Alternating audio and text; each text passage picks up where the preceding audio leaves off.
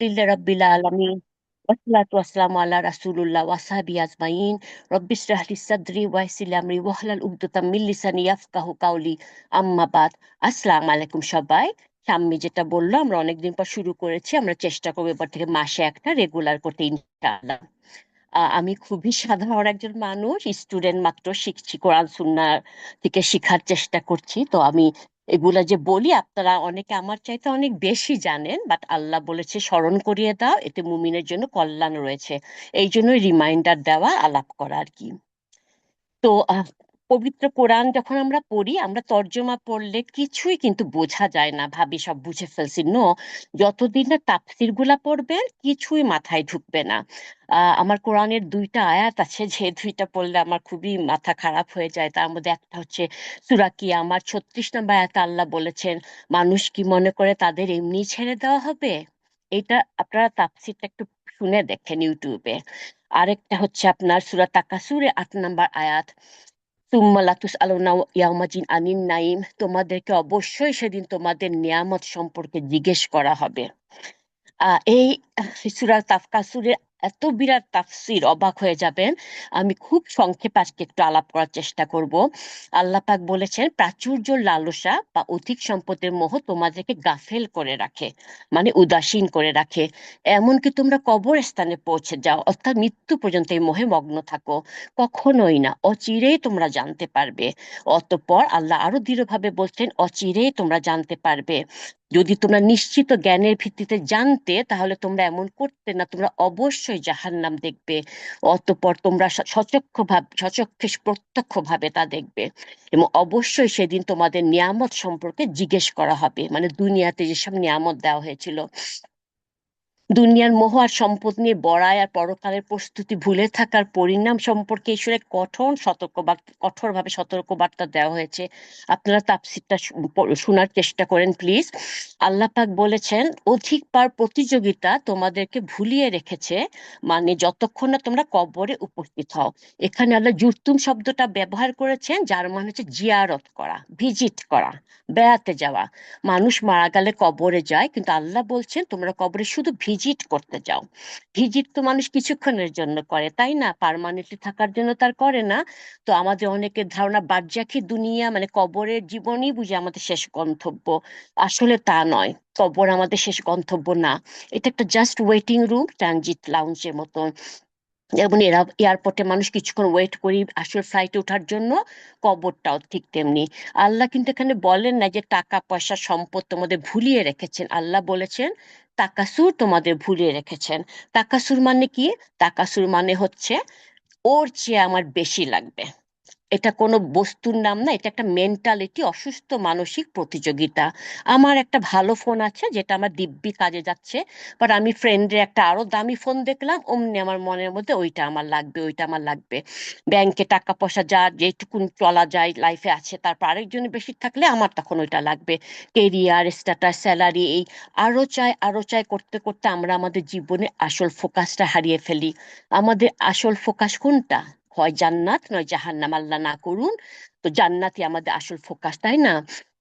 আল্লাহ মানুষকে এটা বলছে, দেখো একটা পশু ততটুকুই খায় যতটুকু তার ক্ষুধা মেটাতে লাগে, কিন্তু তুমি মানুষ পেট ভরার পরও তুমি জমা করো, কারণ তুমি অন্যর চাইতে নিজেকে বড় দেখতে চাও, বড় দেখাতে চাও। রাসূল করিম সাল্লাল্লাহু আলাইহি ওয়াসাল্লাম বলেছেন, মানব জাতি যদি একটা ভ্যালি উপত্যকা ভরা সোনা থাকে, তারপরও সে দ্বিতীয় একটা চাইবে। যদি দ্বিতীয় থাকে, তার তৃতীয় একটা চাইবে, যতক্ষণ না তার পেট মুখ সব বালু দিয়ে ঢেকে যাবে, মানে কবরে যাবে। তাফসিরে আরো বলা হয়েছে, আল হাকুম মানে এমন কোন খেলা বা বিনোদন যা তোমাকে তোমার আসল ইমার্জেন্সি কাজ ভুলিয়ে দেয়। ধরুন আপনার ফাইনাল এক্সাম বা বিশাল কোনো প্রেজেন্টেশন আছে, আপনি বসে বসে টিভিতে হিন্দি সিরিয়াল বা নেটফ্লিক্স দেখতেছেন। এই যে এখন যেমন খেলা চলছে, মানুষ অনেকে নামাজটা না পড়ে পাগলের মতো খেলা দেখছে, যতক্ষণ না কোনো বিরতি হয় তখন দৌড়ায় নামাজ পড়তে যায়। নামাজটা সবার লাস্টে, খেলাটা আগে। এটাকে তারা প্রায়োরিটি দিচ্ছে। আল্লাহ সেটাই বুঝাচ্ছেন, এই দুনিয়ার কেরিয়ার, ব্যাংক ব্যালেন্স, সেটেল হওয়ার টেনশন তোমাদেরকে আখিরাতের ফাইনাল এক্সামের কথা ভুলিয়ে দিয়েছে। আল্লাহ বলেছে, কখন না, তোমরা শীঘ্রই জানতে পারবে, আর সেদিন তোমাদের অবশ্যই নিয়ামত সম্পর্কে জিজ্ঞেস করা হবে। আল্লাহ আমাদেরকে বাস্তবতাটা ভালো মতন দেখিয়ে দিচ্ছেন, বুঝিয়ে দিচ্ছেন। তাফসির পড়লে আমরা জানবো, নাহলে আমরা জানতে পারবো না। আমরা ভাবি আমার সমস্যা হচ্ছে আমার টাকা নাই, ভালো জব নাই, অমুক নাই সমুক নাই। কিন্তু সবচেয়ে গভীর রিয়েলাইজেশন কোনটা? আল্লাহ বলছে তোমাদের সবচেয়ে সমস্যা তোমাদের অভাব না, তোমাদের সমস্যা তোমরা এক অলীক প্রতিযোগিতায় দৌড়াচ্ছ। তুমি এমন একটা গন্তব্যের জন্য জিনিসপত্র প্যাকিং করছো যেখানে তুমি থাকবাই না। মানুষ আরো চায় আরো চায়, প্রতিযোগিতায় যে অন্ধ হয়ে দৌড়াচ্ছে, সে আসল উদ্দেশ্যটা ভুলে গেছে। একদিন দৌড়াতে দৌড়াতে দেখা যাবে কবরে যেয়ে সে ব্রেক কষে। কবরে যাওয়ার পর ঘোর কাটে, হায় আল্লাহ সবই তো সত্যি হচ্ছে যেগুলো জানতাম। আর তখন টুলে তখন আর ফিরে আসার উপায় থাকে না। আমরা কেন আল্লাহকে ভুলে যাই? আমরা সারাদিন হিসাব করি কিভাবে আর 2টা টাকা বেশি কামানো যায়, কিভাবে অন্য চাইতে একটু বেটার লাইফ লিড করা যায়। হয়তো আমার একটা বিজনেস আছে, একটা দোকান আছে, আমি সেটা নিয়ে সন্তুষ্ট, আমার জীবন ভালো মতো চলে যাচ্ছে। তারপর যখন আরেকজনের দেখি 2টা 3টা 4টা স্তর হচ্ছে, ওরে আল্লাহ আমারও তো চাই, ওর হচ্ছে আমার কেন হবে না? এটা জেলাসি না, এক ধরনের কম্পিটিশন।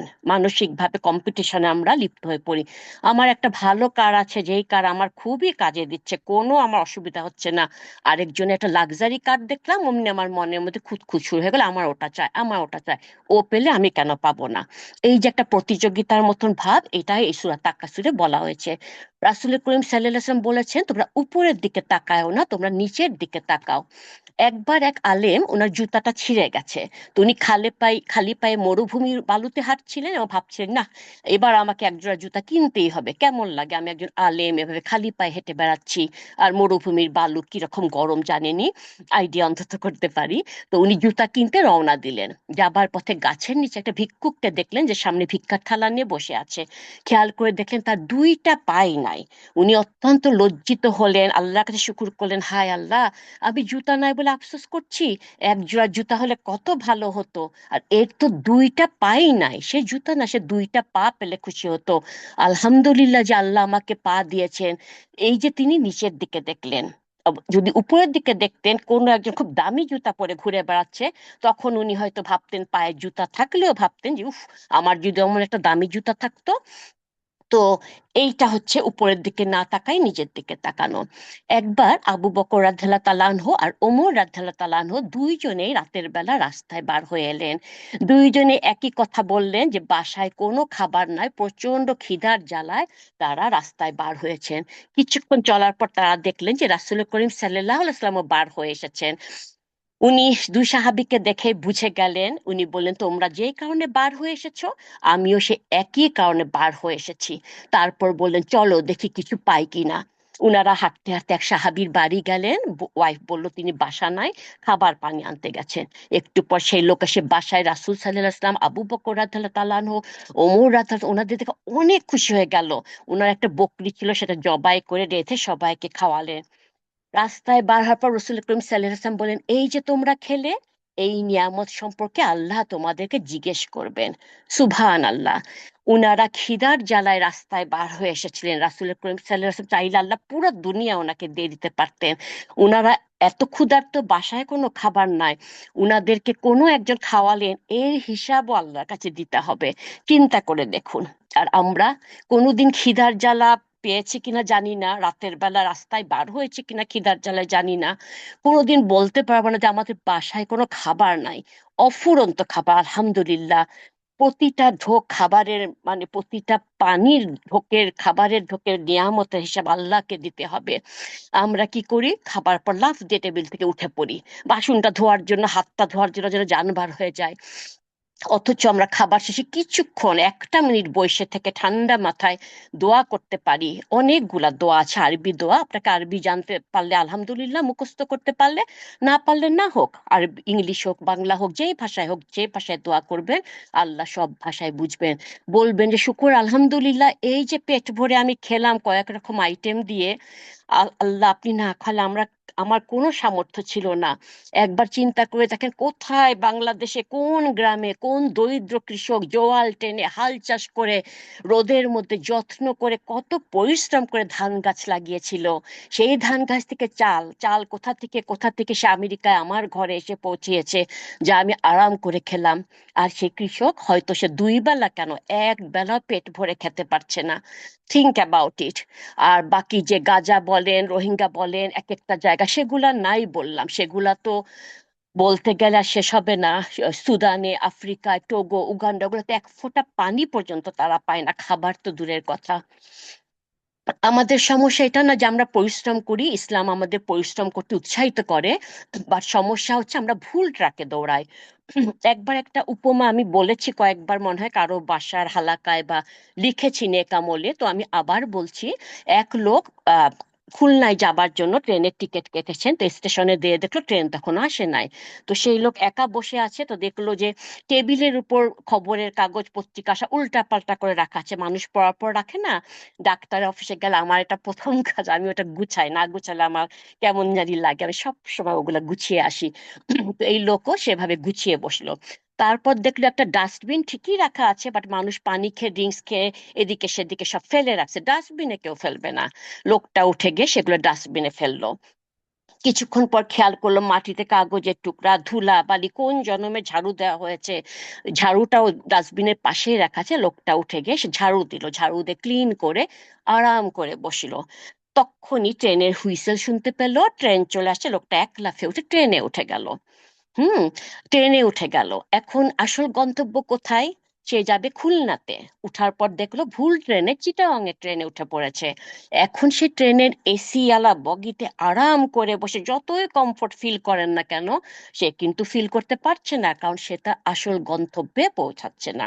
আমাদের আসল গন্তব্যটা জান্নাত হওয়া উচিত। জান্নাতে আমাদের সবার জন্য আল্লাহ বাড়ি বানিয়ে রেখেছেন, রেডি করে রেখেছেন। আমরা জান্নাতে উত্তরসূরি, বাট আমরা সেটার জন্য হার্ড পরিশ্রম, কঠোর পরিশ্রম করি না। আল্লাহ কোরআনে বলেছেন তাদের তো সেটার জন্য প্রতিযোগিতা করা উচিত। আমরা এটা না করে দুনিয়ার জীবনে প্রতিযোগিতা করি। আল্লাহ না করুন যদি কখনো কেউ জাহান্নামে যায়, আল্লাহ জান্নাতের বাড়িটা দেখাবেন, দেখায় বলবে এই দেখো তোমার জন্য এই প্রাসাদগুলা তৈরি করা ছিল, কিন্তু সেইখানে যাওয়ার জন্য তেমন কিছু করো নাই। তখন জাহান্নামের শাস্তিতে যে পানিশমেন্ট হবে তার থেকে অনেক অনেক গুণ আফসোসটা পানিশমেন্ট হিসেবে লাগবে। যাই আল্লাহ, এই রাজপ্রাসাদ ছেড়ে আমি ঠিক মতো কাজ করলাম না, আমরা কালেক্ট করলাম না দুনিয়াতে থাকতে, আখিরাতের জন্য কিচ্ছু করলাম না, কোরআন সুন্নাহ ফলো করলাম না। তো সব থেকে ভয় এটাই যে জীবনের পুরা সময় আমরা যে স্ট্যাটাস, টাকা, কেরিয়ারের জন্য দৌড়ালাম, কবরের ওই ওয়েটিং রুমে ঢোকার সাথে সাথে সবকিছু ভ্যালুলেস হয়ে যাবে, জিরো হয়ে যাবে, একদমই জিরো হয়ে যাবে। আর আল্লাহ জিজ্ঞেস করবেন আমি তোমাকে এই সময় দিয়েছিলাম, যৌবনকাল দিয়েছিলাম, সুস্থতা দিয়েছিলাম, এনার্জি দিয়েছিলাম, যে নিয়ামত দিয়েছিলাম, সেটা শুক্রিয়া কোথায়, কি করেছো তুমি? আমরা সারাটা জীবন সেটেল হওয়ার স্বপ্ন দেখি, কিন্তু সূরা তাকাসুর আমাদের ভয়ঙ্কর সত্য মনে করায় দেয় দুনিয়াতে কেউ কখনো সেটেল হতে পারে না। যতক্ষণ না সে কবরের ওখানে যে পৌঁছায়, কেউ 100% সুখী হতে পারে না, কারণ সুখী হবে একমাত্র মানুষ জান্নাতে। আমরা আমাদের আসল গন্তব্যটা যেন এবার থেকে মনে রাখার চেষ্টা করি ইনশাআল্লাহ। আজ আপনার এনাফ সামর্থ্য আছে, আল্লাহ আপনাকে এনাফ মানি দিয়েছে। আপনি আপনি দিব্যি হজ করতে যেতে পারেন, যেটা হচ্ছে ফরজ, যেটা হচ্ছে ফরজ। আর আপনি হেলা ফেলা করে যাচ্ছেন না, কি জবাব দিবেন আল্লাহকে? আমার পরিচিত একজন যে বলতেছে আমার হজে যেতে ভয় লাগে। কিসের ভয় আপা? হজ থেকে আসার পরে মেনে চলতে হবে, হেজাব পড়তে হবে, 5 ওয়াক্ত নামাজ পড়তে হবে। আমি শুনে আকাশ থেকে পড়লাম যে হায় আমার আল্লাহ, 5 ওয়াক্ত নামাজ তো এমনিই পড়তে হবে, আর এই জন্য হজে যাব না? এটা কেমন কথা? এই যে নিয়ামত আল্লাহ দিয়েছে তার শুকর আদায় করব না? আমার বাসা, যেই বাসায় আমি অনেক বছর যাবত থাকি, আমার এই বাসাটাই ধরুন, আমি এখানে 2000-এ মুভ করেছি, তার মানে 26 বছর আমি এই বাসায় আছি আলহামদুলিল্লাহ। এই আমার বাসাটা খুব ছোট, আপনারা যারা দেখেছেন, বেডরুম থেকে ডাইনিং, ডাইনিং থেকে কিচেন, 1000 বার যাওয়া আসা করেছি 26 বছরে, তাই না? বাট রাতের বেলা যখন লাইট অফ করি বা চোখে কাপড় বেঁধে যদি বেডরুম থেকে কিচেনে যান, দেখবেন কত ডিফারেন্ট, কত ভয় লাগবে, কত জায়গায় বাড়ি খাচ্ছি। বিলিভ না হলে নিজে এটা পরীক্ষা করে দেখেন আপনার বাসায়। তো এই যে চোখের নিয়ামত, এটা বোঝা কি আমাদের এত কঠিন? আমাদের যাদেরই টাকা পয়সা, গাড়ি বাড়ি যা আছে, মা বাবা আছে, সুস্থতা আছে, আলহামদুলিল্লাহ আলহামদুলিল্লাহ, আল্লাহ আমাদেরকে সুস্থতা, প্রতিদিন শ্বাস নিচ্ছি, অক্সিজেন সিলিন্ডার নিয়ে ঘুরতে হচ্ছে না, যেটা হাসপাতালে গেলে দেখতে পাবেন, এদিক সেদিক দেখতে পাবেন মানুষ সিলিন্ডার নিয়ে ঘুরছে। আমার এই পুরা চোখে, দুইটা চোখের নিয়ামত বোঝা কি এতই কঠিন? এমন তো না যে আমাকে আল্লাহ 2 হাত দেননি, 2 পা দেননি, অন্ধ বধির সুস্থ মস্তিষ্ক দিয়েছে, পাগল বানাননি। আলহামদুলিল্লাহ আলহামদুলিল্লাহ। আল্লাহ সূরা ইব্রাহিমের 34 নম্বর আয়াতে বলেছেন তিনি তোমাদেরকে সেসব কিছুই দিয়েছেন যা তোমরা চেয়েছো। আল্লাহ পাকের অনুগ্রহ যদি গণনা করো তবে তার সংখ্যা নিরূপণ করতে পারবে না। নিশ্চয়ই মানুষ অত্যাচারী আর অকৃতজ্ঞ। সূরা নাহলে 18 নম্বর আয়াতে আল্লাহ বলেছেন, যদি আল্লাহর নিয়ামত গণনা করো শেষ করতে পারবে না। নিশ্চয়ই আল্লাহ ক্ষমাশীল ও দয়ালু। এই নিয়ামত আমাদের যখন অভিশাপে চেঞ্জ হয়ে যায় কিভাবে? সবার কাছে আমাদের এখন স্মার্টফোন আছে, একটা না, কারো কারো আবার কয়েকটা করে আছে। এই ফোন আমাদের জন্য একটা নিয়ামত। হতে পারে আমরা এটা দ্বারা সোয়াব নেকি হাসিল করব, জান্নাতের দিকে এক পা করে এগিয়ে যাব ইনশাআল্লাহ। আর যদি আল্লাহ না করে উল্টাটা হবে, গুনাহ পাপ কামাবো আর জাহান্নামের দিকে এগিয়ে যাব। আমরা যখন ইউটিউব অনলাইনে ভালো কিছু দেখি, কোরআনের তাফসীর, কোরআন শুনি, আলেমদের লেকচার শুনি, যা কিছু শিখবো সেগুলো কাউকে জানাবো, দিন প্রচার করব। আমাদের কাছ থেকে শিখে কেউ কিছু পালন করলে সোয়াব পাবো ইনশাল্লাহ। কেউ কিন্তু আমার সোয়াব থেকে কিন্তু কেটে নেওয়া হবে না। এমনকি কেউ পালন করলে সোয়াব পেতে থাকবে ইভেন আফটার ডেথ, কবরে শুয়ে, সুবহানাল্লাহ। আর যদি উল্টোটা হয়, নোংরান মুভি, অ্যাডাল্ট মুভি, গান বাজনা দেখে সময় কাটাচ্ছি, অথবা যারা মানুষকে অত্যাচার করছে, নিরাপদ বাচ্চাদেরকে খুঁটিতে বেঁধে সবার সামনে পিটিয়ে মারছে, আহ ছেলে ধরা সন্দেহে সবার সামনে দিনে দুপুরে রেনুকে যেমন পিটায় মারা হলো, কত কত এরকমের ভিডিও আমরা দেখছি, দেখছি না, যেগুলো ভয়ঙ্কর ভয়ঙ্কর। তাদেরকে নিয়ে কোনো কথা বলতে চাই না, যারা এসব শয়তানি করছে তাদের জন্য আল্লাহ যথেষ্ট। আশেপাশে মানুষরা, শয়ে শয়ে মানুষরা গোল করে দাঁড়ায় দেখতেছে, সবার হাতে ফোন, ছবি আর ভিডিও তুলতেছে। কি ভয়ঙ্কর! মানবতা কোথায় যাচ্ছে? এই সবাই মিলে কিন্তু পারতো লোকটাকে থামাতে, তা করবে না। আগুন জ্বালাই দিচ্ছে, টায়ারের মধ্যে বেঁধে 7 বছর একটা মেয়েকে আগুন জ্বালাই দিয়েছে, সবাই দাঁড়াই দেখতেছে। আমরা একদম অমানুষ হয়ে গেছি। অথচ পিঁপড়াকে পর্যন্ত আগুন দিয়ে পোড়াতে নিষেধ করেছেন রাসূল করিম সাল্লাল্লাহু আলাইহি ওয়াসাল্লাম। সহিহ বুখারী 2801-এ উনি বলেছেন, আগুন দ্বারা শাস্তি একমাত্র আল্লাহ দিতে পারেন। তো যারা এসব অপরাধ করছে তাদের নিয়ে কিছু বলতে ঘেন্না বোধ করছি, আর যারা বাধা দেওয়ার চেষ্টা করছে না, ছবি ভিডিও তুলছে, তাদেরও সবার প্রতি তীব্র প্রতিবাদের সাথে ঘেন্না জানাচ্ছি। সবাই সমান দোষী। কি ভয়ানক নিচে নেমে যাচ্ছে আমরা। আমরা পাগল নই, ছোট বাচ্চা নই, সুস্থ মস্তিষ্কে অ্যাডাল্ট। আল্লাহর কাছে এগুলো জবাব দিতে হবে না যে তুই দাঁড়িয়ে তামাশা দেখছিলি? সহিহ বুখারীর 194 নম্বর হাদিসা রাসূল করিম সাল্লাল্লাহু আলাইহি ওয়াসাল্লাম বলেছেন, তোমাদের কেউ কোনো অন্যায় সংঘটিত হতে দেখলে সে যেন তা নিজ হাতে প্রতিরোধ করে। আর যদি না পারে, সম্ভব না হয় নিজ হাতে প্রতিরোধ করতে, তাহলে মুখে যেন প্রতিবাদ করে। যদি তাও সম্ভব না হয় তবে যেন অন্তত মন থেকে ঘৃণা করে। এটা দুর্বলতম ইমানের আলামত। অন্তত তার প্রতিবাদ করা উচিত। তিনটার কোনোটাই যদি না পারে তবে চলুন প্রস্তুত থাকি আল্লাহর কাছে, এই যে নিয়ামত সেলফোন, সেই সেলফোনের জবাব দিতে হবে কি করছি না করছি। আমাদের সবার বয়স বাড়ছে, মন মানসিকতা পাল্টে ফেলার সময় কি এখনো আসেনি? আর কখন আসবে?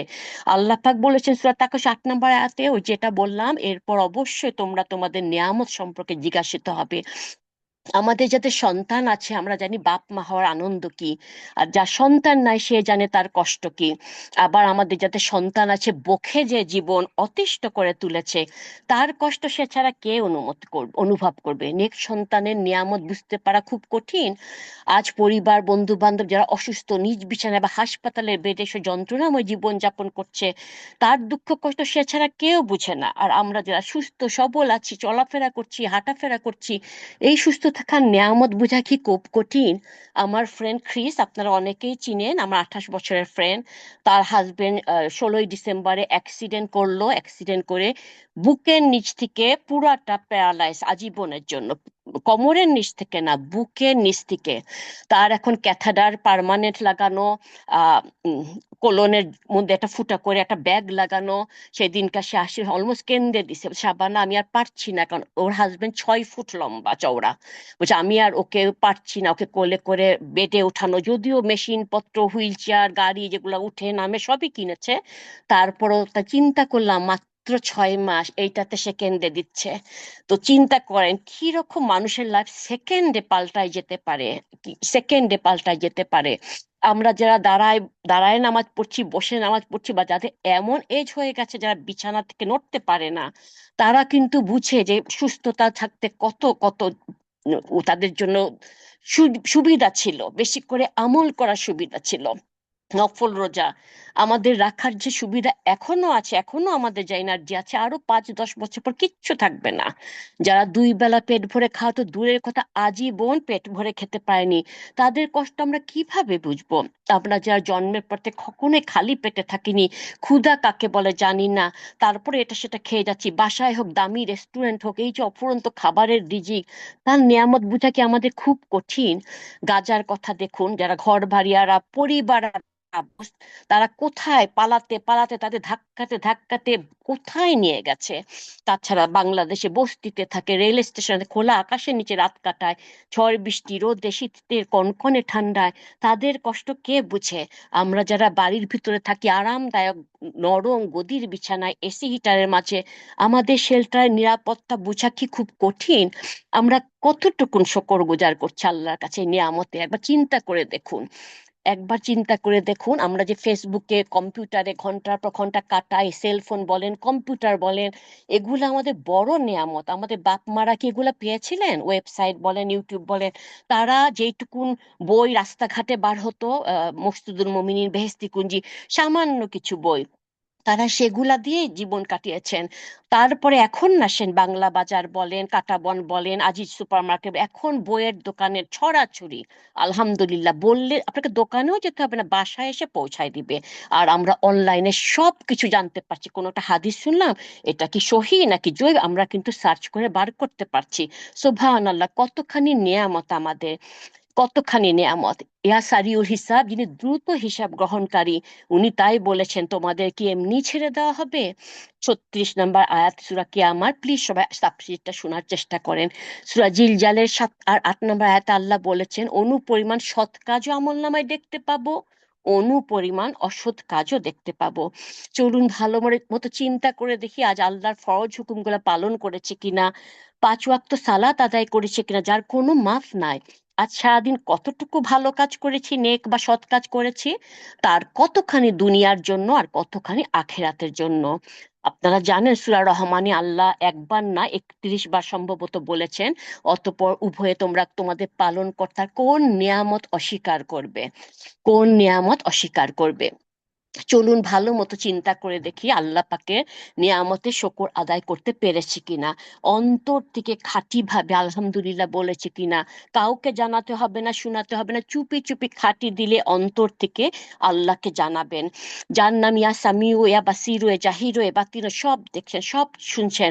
আমরা আমাদের জীবনে মূল্যবান সময়গুলো যে হেসে খেলে হেলাফেলা করে কাটাচ্ছি, আর এই সময় নাও পেতে পারি, মালিকুল মত কিন্তু কাউকে জানান দিয়ে আসবে না। চলুন আখিরাতের জন্য ভালো কিছু আমল করি, ছুটির ঘন্টা বাজার আগে।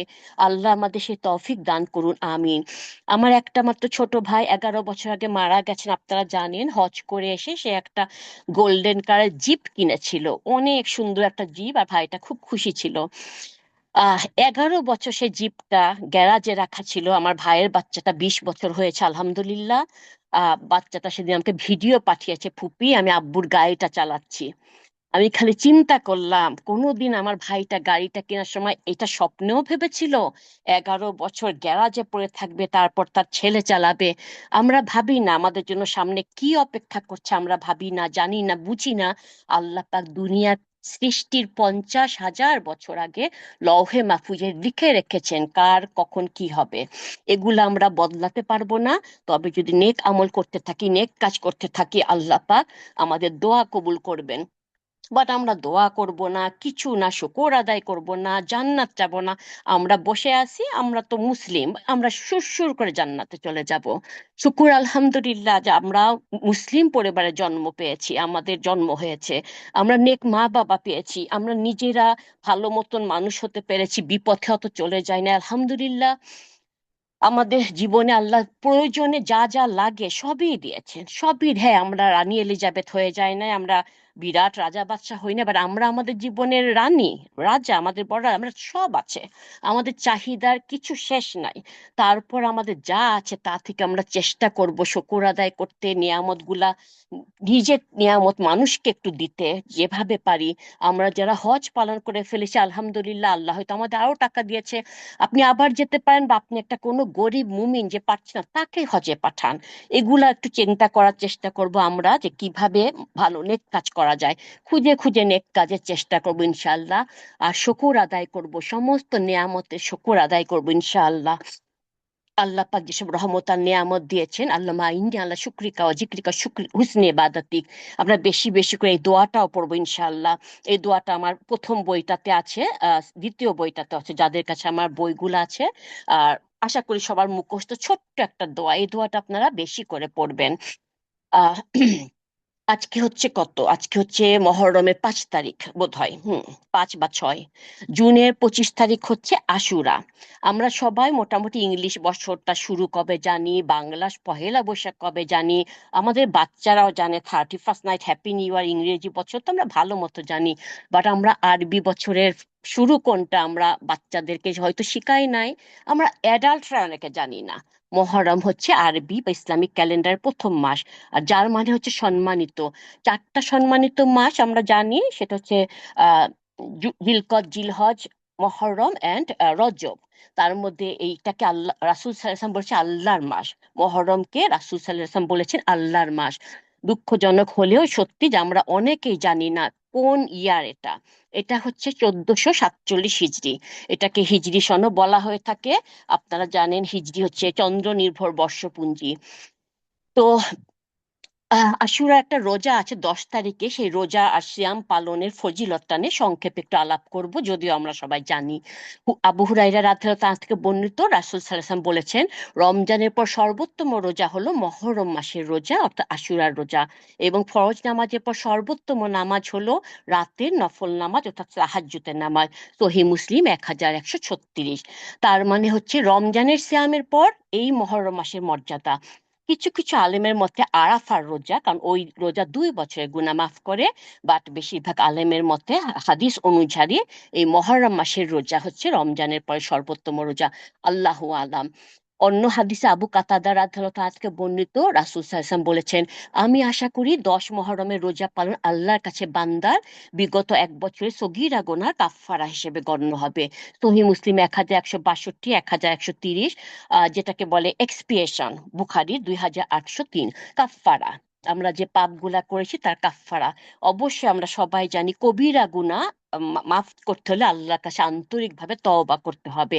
এগুলা সগীরা গুনাহ, ছোট ছোট গুনাহ আমরা যে হাজার হাজার প্রতিদিন করতেছি, সেগুলা মাফ হয়ে যাবে, সুবহানাল্লাহ। এই এই যে দোয়া, এই যে হাদিসগুলাতে প্রচুর হাদিস আছে, তারপর খুব সংক্ষেপে একটু বলি। আয়েশা রাদিয়াল্লাহু তাআলা থেকে বর্ণিত, জাহিলি যুগে কুরাইশগণ আশুরার রোজা সেদিন সিয়াম রেখেছিলেন, পালন করতেন। রাসূল সাল্লাল্লাহু আলাইহি ওয়াসাল্লাম পরে এই রোজা পালনের নির্দেশ দেন। তারপরে যখন রমজানের রোজা ফরজ করা হয়, তখন রাসূল সাল্লাল্লাহু আলাইহি ওয়াসাল্লাম বলেন আশুরার রোজা যার ইচ্ছা সে রাখবে, আর যার ইচ্ছা রাখবে না। সহিহ বুখারী 1772। 1802-এ এটাও আরেকটা হাদিস, যেখানে বলা হয়েছে যে রাসূল করিম সাল্লাল্লাহু আলাইহি ওয়াসাল্লাম মদিনা আসার পর এক ব্যক্তিকে এই এই বলে লোকদের ঘোষণা দিয়ে পাঠালেন যে যে ব্যক্তি খেয়ে ফেলেছে সে যেন পূর্ণ করে নেয়, মানে বাকি দিনটা না খায়। আর বলেছেন যে রোজা আদায় সে যেন রোজাটা আদায় করে নেয়, আর যে এখনো খায়নি সে যেন আর না খায়, মানে রোজাটা যেন রেখে ফেলে। এমন সুন্দর ইয়েটা, কথাটা মাশাআল্লাহ, মানে যদি খেয়েও ফেলে থাকেন তাও বাকিটা না খেয়ে থাকেন। এমনকি ছোট শিশুদের পর্যন্ত না খাইয়ে রাখা হতো, যাতে এই রোজায় তারা অভ্যস্ত হতে পারে। তাদের খিদা লাগলে ঘুম পাড়িয়ে দেওয়া হতো, অথবা কাপড়ের তৈরি পুতুল দিয়ে ভুলানো হতো। এভাবে সময় পার করে ধরতে ইফতার পর্যন্ত। আমরা আমাদের বাচ্চাদের এই সিয়াম সম্পর্কে বলেছি, আমরা শিখিয়েছি, আমরা কি জানিয়েছি এর ফজিলতটা কত, বেনিফিটটা কত, আসল ঘটনাটা জানিয়েছি কেন এই রোজা রাখতে হয়? যদি করে থাকি আলহামদুলিল্লাহ, যদি না করে থাকি আমরা এখনো তাদের বলতে পারি, শিখাতে পারি।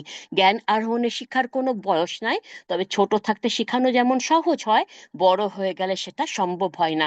সো হোয়াট, বাংলা না পারুক ইংলিশে লিখে দেন, ইংলিশে তাদেরকে বলে দেন যে এই রোজাটা অমুক দিনে রোজাটা রেখো, 1 বছরের গুনাহ মাফ হয়। বলতে তো দোষ নাই, বলে দেখুন, অন্তত রাখলে রাখবে, না রাখলে না রাখবে। অনেকের মনে এইসব কথা যে কেউ কেউ আছে রমজানের রোজাই রাখে না, সে আবার আরাফার রোজা, আশুরার রোজা। কথা হচ্ছে এই যেগুলো আমরা বলতে পারবো না, রোজা যে না রাখে, রমজানের ফরজ রোজা যেটা ফরজ, তার শাস্তি আল্লাহ দিবে। তার জন্য আল্লাহ পাক আছেন, আল্লাহ জানবে ফরজ না পড়লে তার কি শাস্তি, কি উপায় হবে। বাট দ্যাট ডাজন্ট মিন আমি রমজানের রোজা রাখবো না বলে আরাফার রোজা রাখলাম না, আশুরার রোজা রাখলাম না, অন্য কোনো দিন নফল রোজা রাখলাম না। এটা কিন্তু ঠিক না, এটা কোনো কোরআন হাদিসে লেখা নাই। যারা রমজানের রোজা রাখে না, অনেকে হয়তো তারাবি পড়তে যায়, বন্ধুদের পাল্লায় হোক যেভাবে হোক, অনেকে বলে রোজা রাখে না, তারাবি পড়তে আসছে কেন? কোথাও পেয়েছেন আপনি যে রোজা না রাখলে তারাবির নামাজ কবুল হবে না? তারাবির নামাজের সোয়াব আল্লাহ সোয়াব হিসাবে দিবেন। যারা ঠিক মতো জাকাত দেন না, তার শাস্তি, তার জবাবদিহিতা আল্লাহর কাছে করতেই হবে। আপনি যদি নফল কোনো সাদাকা করেন, সেই সাদাকা সোয়াব পাবেন না, এটা কিন্তু বলা বলা যাবে না। অবশ্যই আল্লাহ সোয়াব দিবেন। এগুলো একটু ঠান্ডা মাথায় চিন্তা করে দেখেন। যারা হেজাব পরেন না, তারা যদি কাউকে হেজাবের কথা বলে, তারা বলে আসছে, নিজেই হেজাব পরে না আবার আমাকে বলতেছে।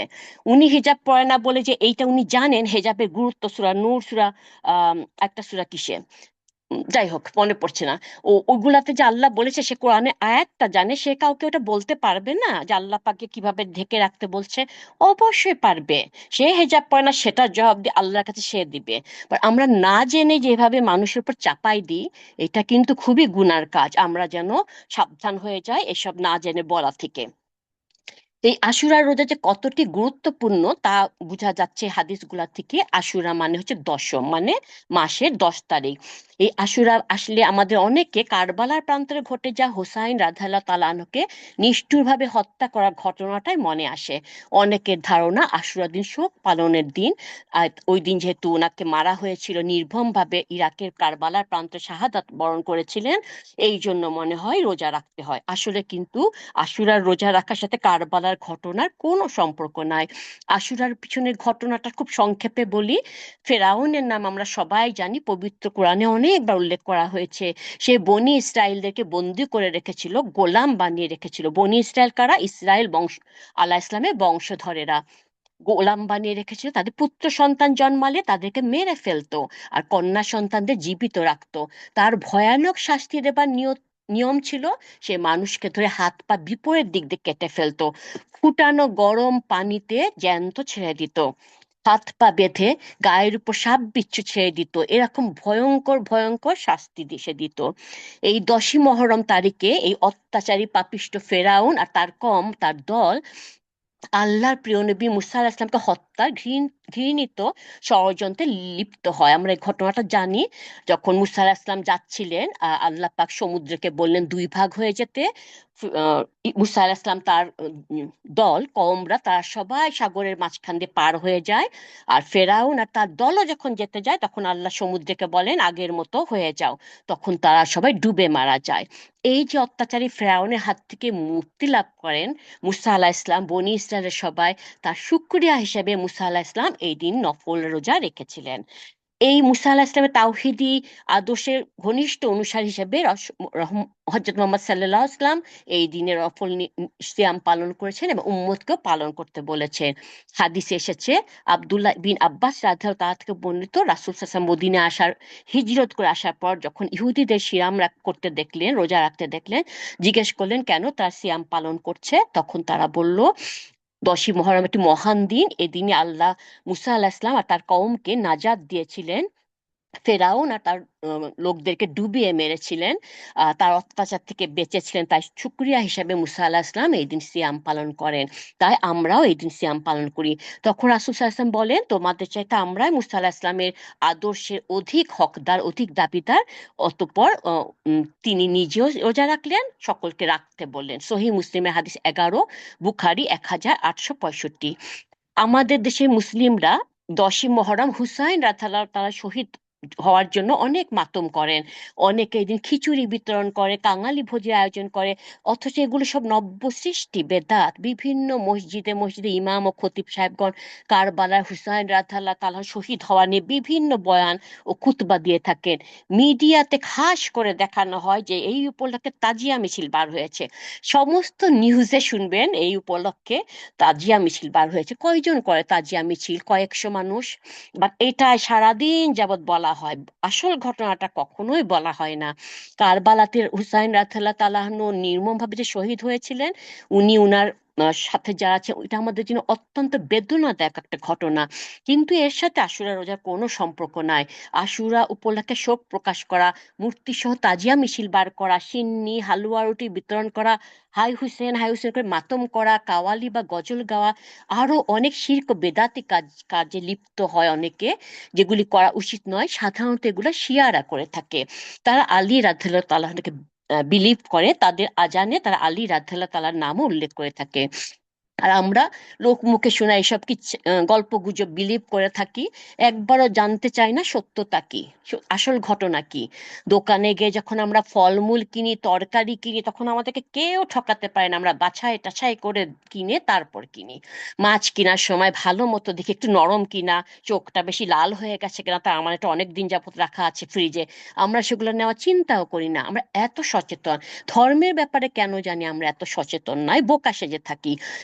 কোনো হুজুর ইমাম কেউ আমাদের কিছু বললো, ফেসবুকে কিছু লেখা দেখলাম, অমনি সেটা আমরা বিলিভ করে ওইটা নিয়ে ভাবা শুরু করলাম, ওটাই সত্যি, ওটাই সবাইকে প্রচার করি, শেয়ার করি, করে থাকি। আল্লাহ আমাকে মাফ করুক, আমিও করেছি, আমিও যে করি নাই তাই না।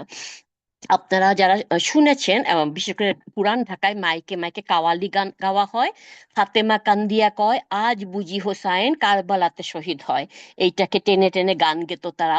চিন্তা করুন এটা কত বড় মিথ্যা। ফাতেমা রাদিয়াল্লাহু তাআলা আনহা মৃত্যুবরণ করেন 11 হিজরিতে, ঠিক রাসূলের করিম সাল্লাল্লাহু আলাইহি ওয়াসাল্লামের ওফাতের পর, ইন্তেকালের ঠিক 6 মাস পর, 6 মাস পর। আর হুসাইন রাদিয়াল্লাহু তাআলা আনহু ওনার সন্তান কারবালাতে শহীদ হন 61 হিজরিতে। দুইজনের মাঝে 50 বছরের ব্যবধান। তাহলে কিভাবে ফাতেমা রাদিয়াল্লাহু তাআলা আনহা কান্দিয়া ছেলের মৃত্যুর কথা বলবে যে আজকে আমার ছেলে মারা যাবে? এই প্রসঙ্গে আরেকটা কথা বলে রাখি, অনেকে মা ফাতেমা বলে থাকেন, উনি কিন্তু আমাদের মা না। মা ফাতেমা হচ্ছে নবীর স্ত্রীগণ, উম্মুল মুমিনিনগণ, মা খাদিজা, মা আয়েশা। বাট ফাতেমা রাদিয়াল্লাহু তাআলা আনহা রাসূল করিম সাল্লাল্লাহু আলাইহি ওয়াসাল্লামের কন্যা, উনি আমাদের মা ফাতেমা নন। অনেকে মিস্টেকটা করে থাকে। আমরা আহলে বায়াত মানে রাসূল সাল্লাল্লাহু আলাইহি ওয়াসাল্লামের পরিবারের প্রতি মহব্বত দেখায়, ভালোবাসা দেখায় মিস্টেক করে ফেলছি, নিজের নিজের ক্ষতি করে ফেলছি। আর অনেক আফসোসের বিষয় যে এই মুসলিমরা, আমরা মুসলিমরা এগুলা পড়ছি, এবং আমাদের স্কুলে পর্যন্ত এই ঘটনা। কি জানি একটা কবিতা ছিল, মনে নাই, যে পশ্চিম আকাশে লাল ইয়েটা, সেটা নিয়ে কথা, কবিতা ছিল এটা নিয়ে, আমার মনে আছে, খুব ছোটবেলায় ভুলে গেছি। তারা ভুল জিনিস শিখাচ্ছে, ইসলাম সম্পর্কে ভুল ধারণা প্রচার করছে। আর একটা বই হচ্ছে মীর মুশাররফ হোসেনের লেখা বিষাদ সিন্ধু, এই বই কি আপনারা পড়েছেন? যে পড়েছে সে না কেঁদে পারেনি। আমি যে কত কেঁদেছি বইটা ছোটবেলায় পড়ে। অথচ আলেমদের মতে এই বইয়ের 90% মিথ্যা। 90 ভাগ, এটা একটা গল্প, একটা উপন্যাস, এটা 90 ভাগই মিথ্যা। সুবহান আল্লাহ, শুনে এখন কত ভয় লাগে দেখেন। রাসূল সাল্লাল্লাহু আলাইহি ওয়াসাল্লাম 63 বছর হায়াত পেয়েছিলেন, কেউ কেউ 62 বছর বলে থাকেন। তো প্রথম 10 বছর বাদই দিচ্ছি উনি ছোট ছিলেন। পরের 53 বছর মহরম মাসের প্রথম দিনটি কি উনি কখনো উদযাপন করেছিলেন, সেলিব্রেট করেছিলেন? না, করেননি। কারণ তখন কারবালার ঘটনাই ঘটেনি। তো সেটাও বাদ দিই, উনার রিসালাতের শুরু, উনার বয়স যখন 40 বছর, তো 40 থেকে 62 বা 63, এই 22-23 বছরে উনি কি একবারও পহেলা মহরম মহরম উদযাপন করেছিলেন? কেন করেননি? উম্মতের জন্য ভালো কিছু এতে নিহিত যদি থাকতো তাহলে উনি নিশ্চয়ই করতেন। সাহাবায়ে কেরামগণ কেউ করেছিলেন? করেননি। আমরা কি তাহলে রাসূল সাল্লাল্লাহু আলাইহি ওয়াসাল্লামকে, সাহাবায়ে কেরামদের, তাবেঈনদের ফলো করছি? আমরা তো সবাই জান্নাতে যেতে চাই, তাই না? তাহলে আমরা কেন কাঙ্গালি ভোজ, খিচুড়ি পাকানো, কুরবানি মাংস দিয়ে খাওয়া, কাওয়ালি অনুষ্ঠান করা এসব শুরু করে দিই পহেলা মুহররমে? আমরা আবার অনেকে কুরবানির মাংসের কিছু রেখে দিই এই দিনে খিচুড়ির সাথে খাওয়ার জন্য, তাই না? এগুলা সমস্ত বেদাত, সম্পূর্ণ বেদাত, এগুলা পালন করা হারাম। আর অনেককে আমি বলতে শুনি, কম বেশি অনেককে বলতে শুনি, আপনারা খালি বেদাত বেদাত করেন কেন? বিরক্ত হয়ে বলে, আপনারা খালি বেদাত বেদাত করেন কেন? আমরা কি আসলে বেদাতের মানেটা ঠিক মতো জানি? মনে রাখতে হবে রাসূল সাল্লাল্লাহু আলাইহি ওয়াসাল্লাম কি বলেছেন। বলেছেন আমার দিনের মধ্যে কেউ নতুন কিছু আবিষ্কার করলে তা প্রত্যাখ্যাত, সকল বেদাত জাহান্নামের দিকে নিয়ে যাবে। প্রচুর হাদিস আছে, সহিহ হাদিস। আমি আরেকবার মনে বলেছিলাম, আমি শুধু হাদিসের নাম্বার এখন না বললাম বড় হয়ে যাবে। আপনারা হাউজে কাউসারের কথা সবাই জানেন, সূরা কাউসার নামে একটা সূরায় আছে। রাসূল করিম সাল্লাল্লাহু আলাইহি ওয়াসাল্লামকে আল্লাহ একটা হাউস দিয়েছেন যার নাম কাউসার। সকল নবী রাসূলদের নিজেদের নিজেদের আছে, আমাদের এটা হচ্ছে হাউজে কাউসার। কেয়ামতের দিন রাসূল সাল্লাল্লাহু আলাইহি ওয়াসাল্লাম আমাদের এই হাউজে কাউসার থেকে পানি পান করাবেন। একবার পানি পান করলে জীবনে আর তৃষ্ণা হবে না। আপনারা এও জানেন যে হাসরের ময়দানে হিসাবের জন্য কেউ কেউ চোখের পলকে বিনা হিসাবে চলে যাবে জান্নাতে। কেউ কেউ এক ওয়াক্ত নামাজ থেকে আর এক ওয়াক্ত নামাজের টাইমে চলে যাবে। আর কেউ কেউ 50,000 বছর হিসাবের জন্য দাঁড়ায় থাকবে। 50,000 বছর। এবং দুনিয়ার আখিরাতের একদিন হচ্ছে দুনিয়ার 50,000 বছর। সো অঙ্কটা আপনারা কাউন্ট করে দেখেন কত বছরের কথা হচ্ছে। আমরা আমাদেরকে রাসূল সাল্লাল্লাহু আলাইহি ওয়াসাল্লাম হাতে হাজে কসরে পানি পান করার তৌফিক আল্লাহ দান করেন, আমি। তো তখন কিছু উম্মত যখন পান করবে তাদেরকে ফেরেশতারা টেনে হিঁচড়ে সরিয়ে নিয়ে যাবে। রাসূল সাল্লাল্লাহু আলাইহি ওয়াসাল্লাম বলবে, এরা তো আমার উম্মত। তখন তাকে জবাব দেওয়া হবে, আপনি জানেন না আপনার মৃত্যুর পর, আপনি চলে যাওয়ার পর এরা কি কি সব নতুন জিনিস আবিষ্কার করেছে। রাসূল সাল্লাল্লাহু আলাইহি ওয়াসাল্লাম বলবেন, দূর হয়ে যা, আমার দিনে যারা নতুন কিছু আবিষ্কার করেছে তাদেরকে দূর করে দাও। তো এই দুর্ভাগ্যবান আমরা যেন না হই, এটা মাথায় রেখে বেদাত থেকে বেঁচে থাকার চেষ্টা করব। আমরা যেগুলি জানি না, যে এই দোয়ার কথা জানি না, দলিল নাই, হাদিসের নাম্বার নাই, সেগুলো আমাদের পড়ার দরকার কি? কত রকমের জিকির চারিদিকে পাবেন, সুবহান আল্লাহ। কি দরকার সেগুলা করা, যেগুলো আমরা একটা 100% জানি? সুবহান আল্লাহ, আলহামদুলিল্লাহ, লা ইলাহা ইল্লাল্লাহ, আল্লাহু আকবার, সুবহান আল্লাহ, বেহামদি, সুবহান আল্লাহ, যেগুলি আমরা 100% সহি জানি সেগুলাই করি। নতুন কিছু শুনলাম, ওটা আমাদের করার দরকারটা কি? খামাখা বেশি আমল করতে গিয়ে উল্টা সব বাতিল হয়ে যাবে। উল্টা সব বাতিল হয়ে যাবে। রাসূল সাল্লাল্লাহু আলাইহি ওয়াসাল্লাম আরো কি বলেছেন হাদিসে? বলেছেন, যদি আমার নামে কেউ মিথ্যা কিছু বলল, সে যেন জাহান্নামে নিজের জায়গা বানায় নিল। সুতরাং দিন পালনের ক্ষেত্রে সঠিক দলিল জেনে আমরা করার চেষ্টা করবো, ইনশাআল্লাহ। রাসূল সাল্লাল্লাহু আলাইহি ওয়াসাল্লামের দেখানো শিখানো পথই হচ্ছে জান্নাতের পথ। আর দিনের পথ ভিতর নতুন কিছু আবিষ্কার করা, যা রাসূল সাল্লাল্লাহু আলাইহি ওয়াসাল্লাম করেননি, করতে বলেননি, সেগুলি গোমরাহির পথ, জাহান্নামের পথ, সিরাতুল মুস্তাকিমের পথ নয়। তো যারা এসব পালন করছি, আমরা আমরা বুঝবার চেষ্টা করব, আল্লাহ আমাদের যেন সে হেদায়েত দেন। এবং আমি সত্যিগুলাই বলার চেষ্টা করি, কারো ভালো না লাগলে আমি দুঃখিত। আমি কখনো বেদাত জানার পর সেটা করব না, করার চেষ্টা না করি, আলহামদুলিল্লাহ। এক সময় আমরা সবাই উল্টা পাল্টা কম বেশি কিন্তু করেছি, নামাজ টামাজ, এটা সবে বরাতের নামাজ, এটা সেটা করেছি আমরা, তাই না? আমরা কিন্তু এখন সেগুলা প্রাণপণে সরে থাকার চেষ্টা করছি, জানার পর, সঠিক জানার পর। যারা পারছে আলহামদুলিল্লাহ, যারা এখনো পারছি না, আল্লাহ আমাদের পাবার তৌফিক দান করুন। মনে রাখতে হবে, যখন আমরা কিছু না জেনে করি সেটা আল্লাহ মাফ করবেন। বাট কোনো সত্যিটা জানার পরও যদি পালন না করি, তাও করতে থাকি, সেটা হচ্ছে গুনাহ। শবে বরাতের রাতে যেমন অনেকে বলে, কি হয়েছে, একটা রাত জেগে একটু নামাজ পড়লাম, আপনারা এটাতে এমন করেন কেন? সুবহান আল্লাহ, ওই যে বললাম, দিনের ব্যাপারে নতুন কিছু আবিষ্কার আমরা না করি। যেন নিজেকে শুধরাবার আগে, সঠিক দিন পালন করার আগে, ভুল সংশোধনের আগে যদি ডাক চলে আসে, তা আমরা কেউ হেদায়েত আগে পাচ্ছি, কেউ পরে পাচ্ছি, হেদায়েতটা তো আল্লাহর কাছে আমরা চাইবো, তাই না? আল্লাহর কাছে চাইবো না কিছু না, চুপচাপ বসে আছে, আল্লাহ সব ঠিক করে দিবে। মুসলিম পরিবারে জন্ম নিয়েছি, বাট আমরা মুসলিম পরিবারে আমরা সোজা জান্নাতে যাব, ইনশাল্লাহ যাব। বাট আমাদের কিন্তু এটা সেটা অনেক কিছু পালনও করতে হবে। অল্প কিছু আমল, যে আমলগুলা 100% সহি। একটা গল্প আমি বেশ কয়েকবার হালাকায় বলেছি, কারো বাসায়ও বলেছি, লিখেছি, আবার বলছি। হয়তো আপনাদের বিরক্ত লাগতে পারে, তারপর আবারও বলছি। এক বয়স্ক বুজুর্গ ব্যক্তি বাজারে গেলেন মাছ কিনতে। একটা মাছ কেনার পর যখন টাকা দিলেন, তখন মাছ বিক্রেতা টাকাটা উল্টে পাল্টে দেখে বলেন, স্যার, এটা তো জাল নোট, ফেক মানি, কাউন্টার থ্যাফট। তখন বয়স্ক মানুষটা হাউ মাউ করে কাঁদতে শুরু করলো, চোখের পানিতে দাড়ি ভিজে যাচ্ছে। চারিদিকে লোক জড়ো হয়ে গেল এমন বয়স্ক একটা মানুষ এভাবে কাঁদতে দেখে। সবার খারাপ লাগলো, তারা বললো, আপনি কাঁদবেন না, আমরা সবাই মিলে চাঁদা তুলে আপনার মাছের দাম দিয়ে দিচ্ছি। তখন লোকটা বলল, ভাই রে, আমার টাকার কোনো অভাব নাই, পকেটে অনেক টাকা আছে। আমি কাঁদছি এই ভেবে যে যখন আল্লাহর কাছে যাব, আমি জানি আমি অনেক অনেক আমল করেছি, নেক কাজ করেছি, সৎ কাজ করেছি, সেইগুলা পাহাড় সমান আমল নিয়ে আল্লাহর সামনে দাঁড়াবো।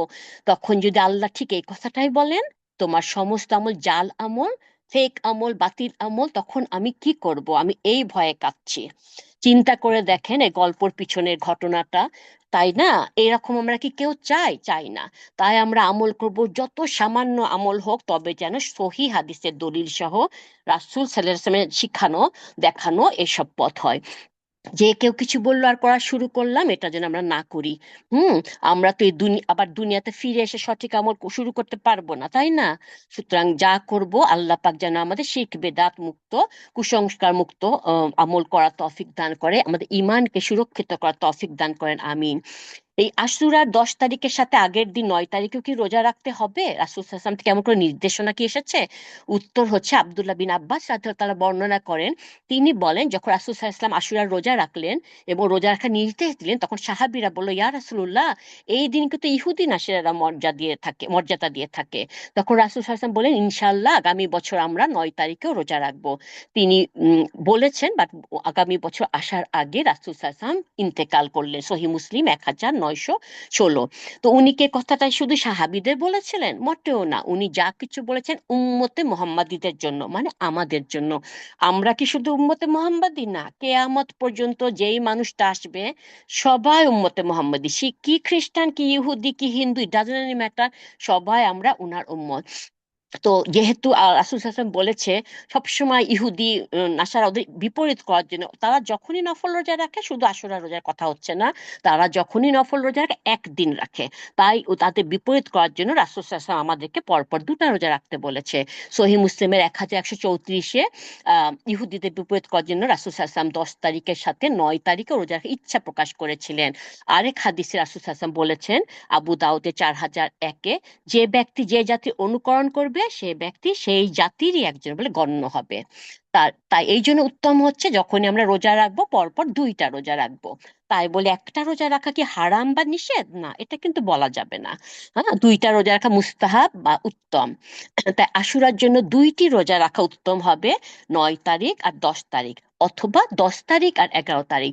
ইমাম শাফি ও তার অনুসারীরা, ইমাম আহমেদ, ইমাম ইসহাক প্রমুখ আলেমরা বলেন 9 তারিখ ও 10 তারিখ 2 দিন রোজা রাখা মুস্তাহাব, কেননা রাসূল সাল্লাল্লাহু আলাইহি ওয়াসাল্লাম 10 তারিখে রোজা রেখেছেন এবং 9 তারিখে রাখার ইচ্ছা পোষণ করেছিলেন।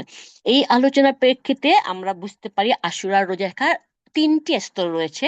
সবচাইতে নিম্ন স্তর হচ্ছে শুধু 10 তারিখে আশুরা রোজাটা রাখবেন।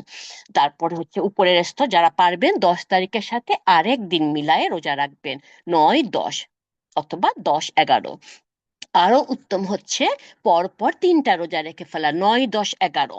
আমরা জানি রাসূল সাল্লাল্লাহু আলাইহি ওয়াসাল্লাম বলেছেন, যে প্রতি মাসে 3টি নফল রোজা রাখে সে যেন সারা বছর রোজা রাখলো। মানে আল্লাহ প্রতি নেকিকে 10টা নেকি করে দেয়। তো একদিন রোজা রাখলে সেটা 10 করে দিবে আল্লাহ, 3টা রাখলে 1 মাস পুরা 30 দিন হয়ে যাচ্ছে, সেটা সারা বছর রোজা রাখলো। তো তাহলে আমরা মহরম মাসে 9, 10, 11 তিনটা একসাথে রেখে ফেললে এই মাসে 3টা রোজা হয়ে গেল। তাছাড়া মহরম মাসে রাসূল সাল্লাল্লাহু আলাইহি ওয়াসাল্লাম সবচাইতে বেশি রোজা রাখতেন। মা আয়েশা রাদিয়াল্লাহু তাআলা থেকে বর্ণিত, অনেক হাদিস দ্বারা বর্ণিত, রাসূল সাল্লাল্লাহু আলাইহি ওয়াসাল্লাম রমজান ছাড়া, মহরম মাস ছাড়া কখনো এত রোজা আমরা দেখিনি। উনি এত রাখতেন, স্বভাব তার বুঝি ছাড়বেন না, এরকম করতেন। অন্যান্য আলেমদের মতেও এই 9 তারিখে রোজা রাখা আরেকটা খুব গুরুত্বপূর্ণ দিক হচ্ছে, একে তো ইহুদিদের সাথে পার্থক্য করা বললামই, আর তাছাড়া হচ্ছে যদি মিস্টেক হয়, চাঁদের এদিক সেদিক যদি মিস্টেক হয়, আপনি 10 তারিখে রোজা রাখলেন বাট তারপর জানতে পারলেন ওইটা আসলে 11 তারিখ, এরকম হতে পারে, বা উল্টাটা হতে পারে। আমার অস্ট্রেলিয়ার বোনটা যখন হজ করলো, রাতের বেলা কথা হলো যে কালকে সকালে আমরা সবাই আরাফাতে রওনা দিচ্ছি, আলহামদুলিল্লাহ। তারপর আবার পরে বললো যে এই মাত্র জানাইছে না, আরাফা কালকে না, আরাফা একদিন পরে। এটা কিভাবে হয়েছিল জানি না। তো আমরাও তো এরকম অনেকবার পড়েছি, তাই না, যে আমরা ভাবছি কালকে ঈদ, আমরা ঈদের কথা ভেবেছি, মসজিদ থেকে জানাই যে কালকে ঈদ না, কালকে রোজা, আবার তারাবি পরে। আবার উল্টাটা হয়েছে, আমরা তারাবি পরে আসছি যে কালকে রোজা, তারপর জানতে পেরেছি না কালকে ঈদ, হয়েছে না এমন? তো এই যে চাঁদের যে উল্টাপাল্টা হতে পারে, যদি কেউ 9, 10 রাখেন কিছুতেই আরাফা না আর আশুরাটা মিস করবেন না। আর বেস্ট হচ্ছে 9, 10, 11 যদি কেউ রাখতে পারেন। তো আমাদের আমেরিকায় আশুরা হচ্ছে 25 তারিখ। ভুল হলে আমি আবার জানাবো, আপনারা কেউ জানলে জানান। তো যারা পারবেন 24 আর 25 এই 2 দিন রেখে ফেলুন, না আরো যদি পারেন 24, 25, 26 3টা রেখে ফেলুন ইনশাআল্লাহ। এই আশুরার কারবালা নিয়ে আমাদের সমাজে প্রচুর প্রচুর জাল বানোয়াট হাদিস কুসংস্কারের ছড়াছড়ি আমরা কম বেশি সবাই শুনেছি এবং হয়তো করেছি। এগুলা থেকে বেঁচে থাকার চেষ্টা করতে হবে। আমি মতিউর রহমান মাদানী শায়খ আব্দুল্লাহ আরো অনেক আলেমদের কাছ থেকে, বিশেষ করে মরহুম খন্দকার মোহাম্মদ জাহাঙ্গীরের লেকচার থেকে জেনে নিয়ে বলছি। উনি খুব সুন্দর করে এগুলা বুঝিয়েছেন। তো আমি বেশি না, 24টা উল্লেখ করছি সংক্ষেপে। 1 নাম্বার, ইমাম রেজা রাদিয়াল্লাহু তাআলা আনহুকে আশুরার রোজা সম্পর্কে জিজ্ঞেস করলে তিনি বলেন, এদিন এজিদ পরিবার হুসাইন রাদিয়াল্লাহু তাআলা আনহু ও তার পরিবারের শাহাদাতে আনন্দ উল্লাস করে রোজা রেখেছিল। অতঃপর যে এদিন রোজা রাখবে সে কিয়ামতের দিন বক্র অন্তর নিয়ে উপস্থিত হবে। সম্পূর্ণ জাল, কোনো হাদিসই নাই। 2 নাম্বার, এদিনে যে রোজা রাখবে তার অবস্থা এজিদের পরিমাণের ন্যায় হবে, অর্থাৎ সে জাহান নামে প্রবেশ করবে।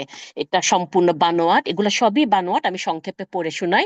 3 নাম্বার, যে ব্যক্তি আশুরার দিন তার পরিবারের জন্য পর্যাপ্ত খানা পিনার ব্যবস্থা করবে, আল্লাহ সারা বছর রুজিতে সচ্ছলতা দান করবেন। অনেকে কোরবানির মাংস রান্না করে, বললাম এটা হচ্ছে অত্যন্ত জয়ীফ একটা হাদিস। 4 নাম্বার, যে ব্যক্তি আশুরের দিন চোখে সুরমা লাগাবে সেই বছর তার চোখ উঠবে না। 5 নাম্বার, যে ব্যক্তি আশুরের দিন গোসল করবে সেই বছর তার কোনো অসুখ হবে না। 6 নাম্বার, রাসূল সাল্লাল্লাহু আলাইহি ওয়াসাল্লামের সময় আশুরা রোজা রহিত হয়ে গেছে। 7 নাম্বার, আশুরার রোজা উদযাপন করা হয় হুসাইন রাদিয়াল্লাহু তাআলা শাহাদাতকে কেন্দ্র করে। 8 নাম্বার, রাসূল সাল্লাল্লাহু আলাইহি ওয়াসাল্লামের হুসাইন রাদিয়াল্লাহু তাআলা শাহাদাতকে কেন্দ্র করে মিলাদ, জিকির, কুরআন খতমের আয়োজন করা। 9 নাম্বার, হুসাইন রাদিয়াল্লাহু তাআলার নামে কাঙ্গালি ভোজের আয়োজন করা। 10 নাম্বার, সন্ধ্যার আকাশের লালিমাকে হুসাইন রাদিয়াল্লাহু তাআলা আনহুর শাহাদাতের রক্ত ধারণা করা। 11 নাম্বার, শোক উদযাপন করার নামে নারী পুরুষ একত্রে ভিড় ভাড় করে একত্রে কাওয়ালি গাওয়া, তাজিয়া মিছিল বার করা। আমি ছোটবেলায় পুরান ঢাকায় থাকতাম, মোটামুটি সবাই জানেন আমি বাংলা বাজারে থাকতাম। বাংলা বাজার থেকে একটা বিরাট তাজিয়া মিছিল বার হতো, ঢাক ঢোল পিটিয়ে, হিন্দুদের মতো। কিছু ছেলে থাকতো খালি গায়ে, তাদের হাতে চেইন বা শিকল থাকতো, মোটা মোটা শিকল। সেটা দিয়ে তারা একটু পর নিজের পিঠে বাড়ি মারতো, আর পিঠ রক্তে বেয়ে বেয়ে পড়তো। ছোটবেলায় ওগুলা দেখে যেমন ভয় পেতাম, আর ভাবতাম ইয়া আল্লাহ এরা কত নেক কাজ করতেছে। এখন বুঝি নেক কাজ তো না, আল্লাহ বলেছে তোমরা নিজেরা নিজেদের ধ্বংস করো না। সুতরাং আমাদের এই শরীরটা আল্লাহর দেওয়া, এটারও জবাবদিহি করতে হবে। তখন তারা হাতিও নিয়ে আসতো। আহ হাতিকে অনেক সাজগোজ করা রাস্তা দিয়ে হাঁটিয়ে নিয়ে যেত। মোটর পার্টসের দোকান ছিল তো, দোকানের লোকেরা দাঁড়ায় হাতির সামনে টাকা রাখতো, হাতিগুলা সুর দিয়ে টাকাগুলা উঠায়ে পিঠে বসে থাকা মাহুত বা চালক যাই হোক তার হাতে দিত। দেখতে খুব ভালো লাগতো, যেহেতু ছোট ছিলাম আর তখন পর্যন্ত আমরা চিড়িয়াখানায় যাইনি, তো সামনাসামনি রিয়েল হাতি তখনই দেখতে পেতাম। তো বড় হয়ে জানতে পেরেছি এগুলো সম্পূর্ণ ভিত্তিহীন বেদাত, এগুলো শিয়ারা পালন করে থাকে। 12 নাম্বার, এই দিন কান্নাকাটি করাকে অনেকে নেকির কাজ মনে করে। 13 নাম্বার, গণতন্ত্র প্রতিষ্ঠার জন্য হুসাইন রাদিয়াল্লাহু তাআলা আনহুর শহীদ হয়েছে এরূপ ধারণা পোষণ করা। 14 নাম্বার, এ মাসে বিবাহ করা হারাম, অথবা বিবাহ করলে সংসার সুখী হবে না এবং সন্তান এজিদের ন্যায় হবে। এগুলি সমস্ত বানোয়াট চাল। এখন যে কয়টা বলবো এ কয়টা এত প্রচলিত আমি নিজে পর্যন্ত শেয়ার করেছি, আমি নিজে পর্যন্ত প্রচার করছি, আল্লাহ আমাকে মাফ করুক, এখন আমি আর করি না। এগুলার কোনো সহি হাদিস নাই। কোনোটা হয়তো জয়ীফ হাদিস আছে, বাট যারা বর্ণনা করছেন সেগুলা উপযুক্ত না। এগুলো আমি একটু সংক্ষেপে বলি। 15 নাম্বার, এই দিনে ইব্রাহিম আলাহ ইসলামকে নমরুদের আগুন থেকে নিষ্কৃতি দেন, কোনো হাদিস নাই। 16 নাম্বার, এই দিন ইউসুফ আলাহ ইসলামকে আল্লাহ কারাগার থেকে মুক্ত করেন। 17 নাম্বার, এই দিন ইউনুস আলাহ ইসলামকে মাছের পেট থেকে বের করেন। 18 নাম্বার, এই দিন আল্লাহ সর্বপ্রথম বৃষ্টি নাজিল করেন। 19 নাম্বার, এই দিনে আল্লাহ আরশ, কলম, লৌহে মাহফুজ সৃষ্টি করেন। 20 নাম্বার, এই দিনে আল্লাহ জিব্রাইল আলাহ ইসলামকে সৃষ্টি করেন। 21 নাম্বার, এই দিনে আল্লাহ আদম আলাহ ইসলামের সৃষ্টি করেন। 22 নাম্বার, এই দিনে নূহ আলাহ ইসলামের নৌকা তীরে ভিড়ে, এটা হাদিস আছে বা জয়ীফ হাদিস। 23 নাম্বার, মীর মোশাররফ হোসেনের রচিত বিষাদ সিন্ধু গ্রন্থকে সত্য মনে করা। 24 নাম্বার, এই ধরনের ধারণা পোষণ করা এই দিন আল্লাহ দুনিয়ার সৃষ্টি করেছেন, ইত্যাদি ইত্যাদি। এরকম আরো প্রচুর আছে, শয়ে শয়ে আছে। এগুলো সব ভিত্তিহীন কথা, জালিয়াতি বানোয়াট। এগুলা সব আশুরাকে কেন্দ্র করে, এইগুলি শুধু না, আরো প্রচুর প্রচুর ভিত্তিহীন কথা রয়েছে, কুসংস্কার রয়েছে, যার কোনো সহি হাদিস বা হাসান হাদিস পর্যন্ত পাওয়া যায় না। আমরা এগুলো সব বর্জন করার চেষ্টা করব ইনশাআল্লাহ। এতক্ষণ যা বললাম, মহান রব আমাকে সর্বপ্রথম এগুলা পালন করার তৌফিক দান করেন, আমিন। একবার এক সাহাবী বললেন, ইয়া রাসূলুল্লাহ, আপনি আমাদেরকে এত এত দোয়া শিখান, আমি তো কিছু মনে রাখতে পারি না, বাসায় গিয়ে সব ভুলে যায়।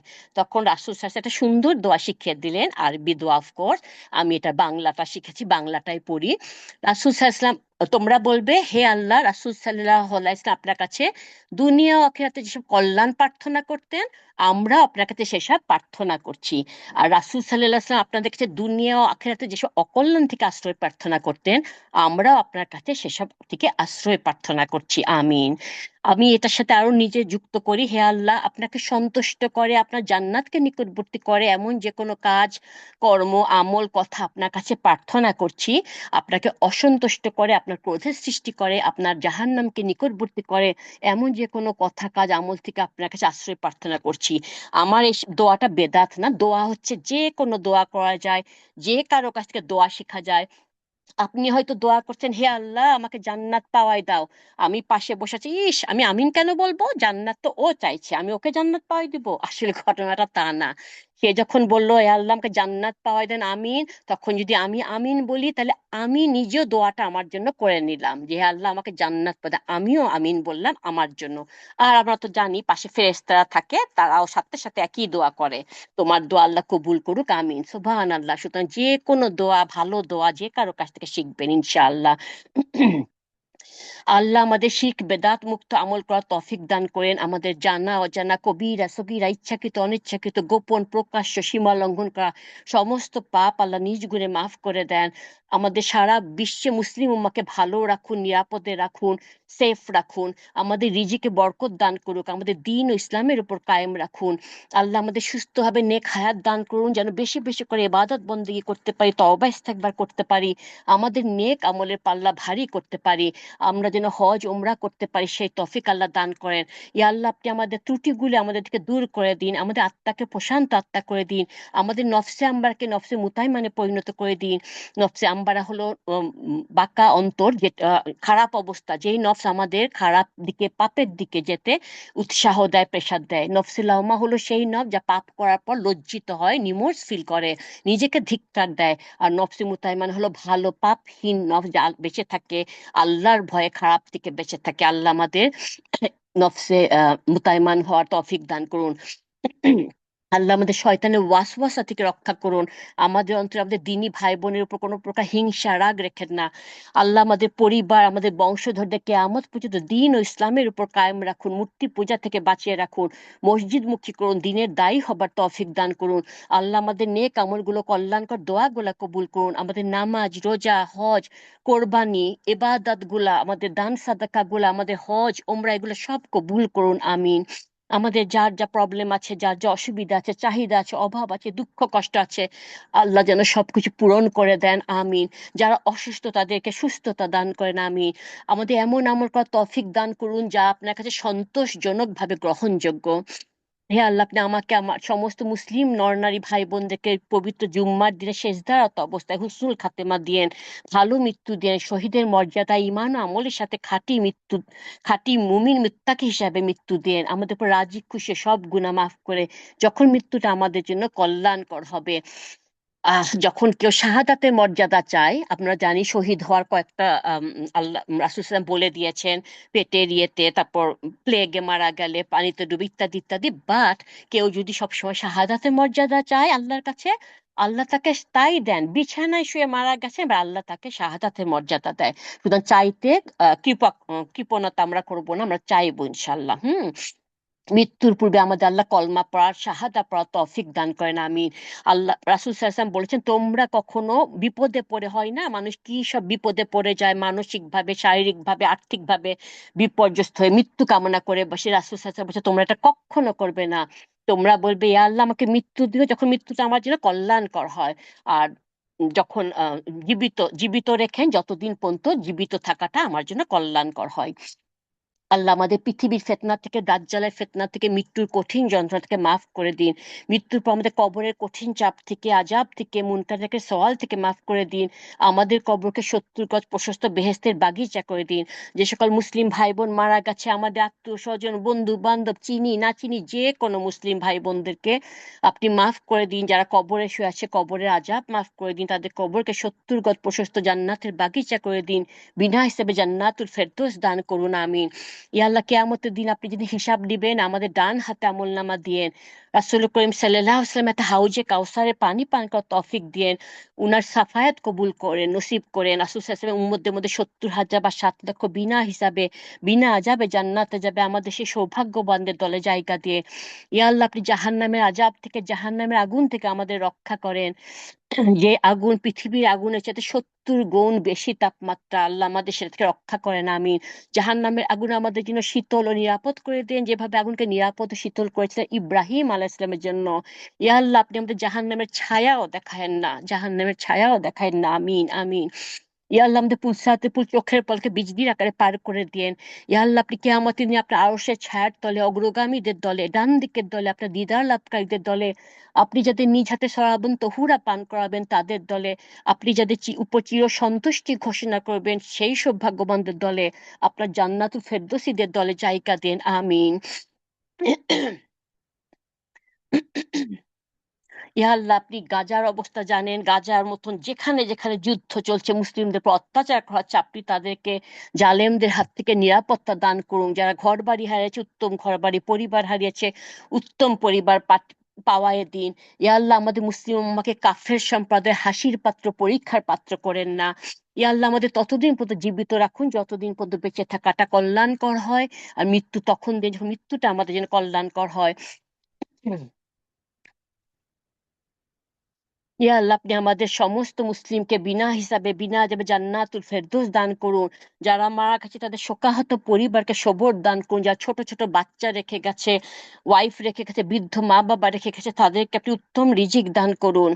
ইয়া আল্লাহ, আমরা যারা প্রবাসে বাস করি, এক্সকিউজ মি, আমরা যারা প্রবাসে বাস করি, আমরা লাভ দিয়ে প্লেনে উঠে পড়ছি, অনেক বই টই নিয়ে আসি নাই, কোরআন হাদিসের বই নিয়ে আসি নাই। এখানে এসে আমরা গাধার মতো কাজ করা শুরু করেছি, কোনো কাজের বোয়া নাই, ঘরে বাইরে আমরা কাজ করেছি, নিজেরাও দিন থেকে হয়তো সরে থেকেছি, ঠিক মতো পালন করিনি, বাচ্চাদেরকেও ঠিক মতো শিখাইনি। ইয়া আল্লাহ, আপনি আমাদের অপারগতা ক্ষমা করে দিন, আপনি আমাদেরকে ক্ষমা করে দিন। আমরা যেন এখন নিজেরাও দিনের পথে থাকি, বাচ্চাদেরও শিখাতে পারি, বাচ্চাদেরকেও শিখাতে পারি, যেটা শিখাই নাই, ভুল করেছি, আপনি মাফ করে দেন। ইয়া জাল জালালি ওয়াল ইকরাম, ইয়া গাফুরুন শাকুর, ইয়া আজিজুল হাকিম, ইয়া মালিকুল মুলকি, এই দোয়াগুলা সব কবুল করুন, আমিন সুম্মা আমিন। ربنا آتنا في الدنيا حسنة وفي الآخرة حسنة وقنا عذاب النار. ربنا ظلمنا أنفسنا وإن لم تغفر لنا وترحمنا لنكونن من الخاسرين. ربنا تقبل مني إنك أنت السميع العليم وتب علي إنك أنت التواب الرحيم. سبحان ربك رب العزة عما يصفون وسلام على المرسلين والحمد لله رب العالمين. صلى الله على محمد صلى الله عليه وسلم. سبحانك اللهم وبحمدك أشهد لا إله إلا أنت أستغفرك وأتوب إليك. আসসালামু আলাইকুম রহমতুল্লাহি ওয়া বারাকাতুহু সবাই। শাম্মী।